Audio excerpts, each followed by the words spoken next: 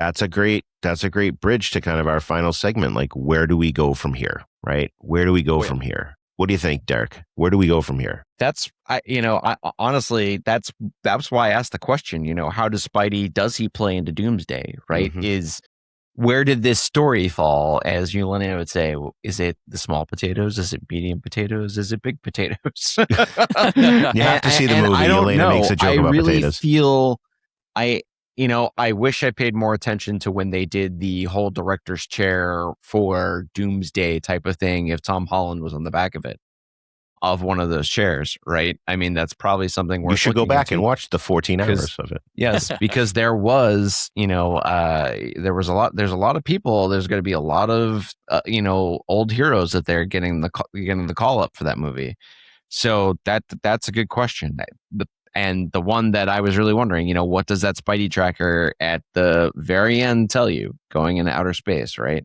I personally don't know. And I feel like this is one of the few Marvel movies that has actually thrown us a bone out there to show us that some of these things are connecting, that X-Men is connecting to this world, right? That the new Avengers is connecting into this world, that there's a road and it's going somewhere. That was nice. And I don't feel like we've gotten that a lot. Not even in Fantastic Four did we really get that, right? I mean, you had this new thing at the end of it, but it didn't connect at all. And this at least is making some connections.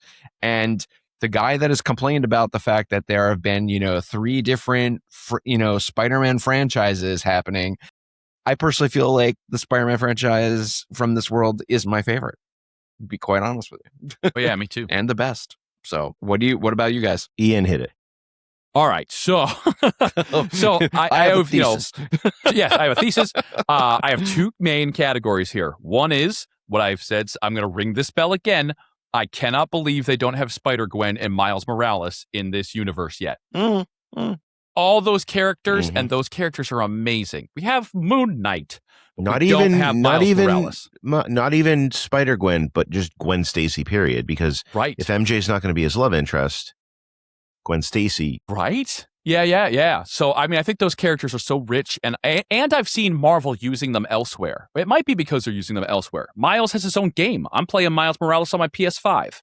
Miles Morales has his own Sony animated. It can show just the legs that character has. He's had 2 of the best animated films in the past 10 years. I mean, amazing Spider-Verse movies. Yep. So these characters are so relevant and cool, and the fact that they're not capitalizing on that, I mean, I think that is a mistake. Then, pivoting over to X-Men. So very different Jean Grey that we got here, but it sets up that world. Because there have been teases where like Miss Marvel and was, they use the word mutant. And we know that there's a director for the movie. The cast we're not really sure about yet. I keep seeing rumors all over the internet. Various casting for the X-Men movie. Maybe we'll get it a couple weeks at D23, the big Disney convention. But at least we have, here's our Jean Grey, who also, we gotta say, right, she has the powers that Eleven has in Stranger Things. I mean, I was like, okay, Sadie has the superpowers and she's doing like mind powers. I thought it was great that I never once thought like, that's how 11 does it. Awesome. Enjoyed that. But they're setting up an X-Men world here, and Jean's got kind of a dark side. Jean was a little, she's not the smidge of the Jean Phoenix Grey that I saw. Yep. Well, right. Isn't there a little dark Phoenix in there? And that's, and also my daughters don't know Jean Grey.